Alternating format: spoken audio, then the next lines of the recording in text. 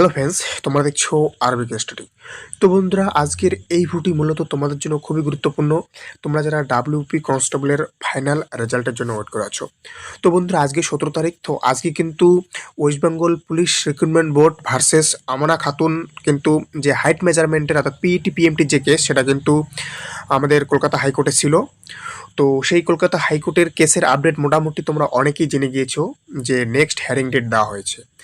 তো next hearing date exact কবে দেওয়া হয়েছে তোমাদেরকে আজকে আমি একদম নোটিশের মাধ্যমে এই মুহূর্তে তোমাদেরকে দেখাতে চলেছি, এবং তোমাদের কেসের রায় কোন দিকে গড়াতে চলেছে, অর্থাৎ তোমাদের রেজাল্ট পাবলিশ হবে কি না, ভোটের আগে তোমাদের জয়েনিং হবে কি না, সমস্ত কিছু তোমাদেরকে আজকে আমি এই ভিডিওর মাধ্যমে বলতে চলেছি।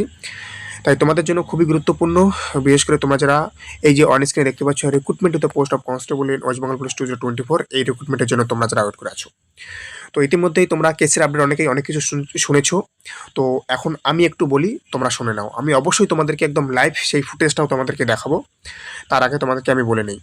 তো সবার প্রথমে আমি তোমাদেরকে সেই হাইকোর্টের তোমাদের ডেট কবে দিয়েছে, অর্থাৎ নেক্সট হিয়ারিং ডেট কবে দিয়েছে সেটা তোমাদেরকে আগে দেখে নাও অন স্ক্রিনে।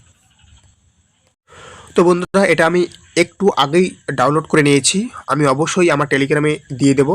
তোমরা যারা এখনও আমার টেলিগ্রামে যুক্ত হয়নি, ডেসক্রিপশনে দেখো টেলিগ্রামের লিঙ্ক আছে, তোমরা সেখানে গিয়ে যুক্ত হবে, সেখান থেকে কিন্তু এটা ডাউনলোড করতে পারবে। তো আজকে কিন্তু West Bengal police recruitment versus Amana খাতুনের যে পিএমটি পিইটির যে হাইট মেজারমেন্টের যে কেসটা সেটা ছিল।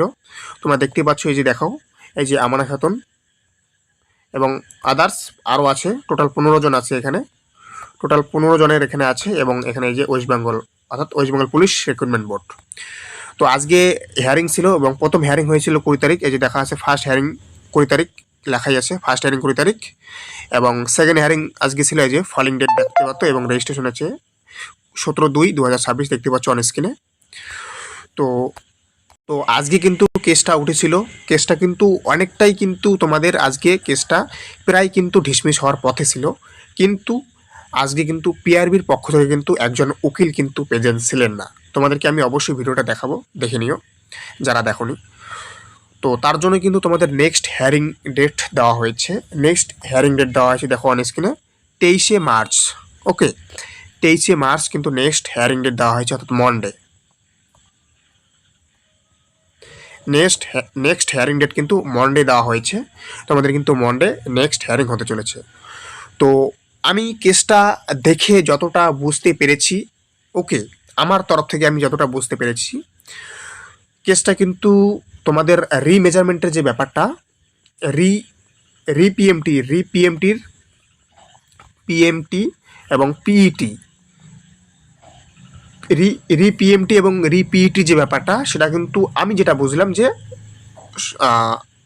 মহামান্য আদালত কিন্তু আমি যেটা বুঝলাম যে দেবেন না। তো দেখা যাক সোমবার কি হয়। আমি যেটা বুঝলাম যে তারা কিন্তু এই যে আমানা খাতুন যে আছেন এবং আদার্স যে 15 জন আছে, 14 জন আছে, তারা কিন্তু পিএমটির জন্য হয়তোবা তারা কিন্তু চান্স পাবে না, যেটা মনে হচ্ছে। অর্থাৎ আমাদের কিন্তু West Bengal police recruitment board কিন্তু আশা করি জিততে পারে। তো আমরা অবশ্যই 23 তারিখের নজর রাখবো যে কি হয়। তার সাথে তোমরা ভিডিওটা দেখে নাও অন স্ক্রিনে, আমি দিয়ে দেবো, তোমরা একদম দেখে নেবে সমস্ত কিছু।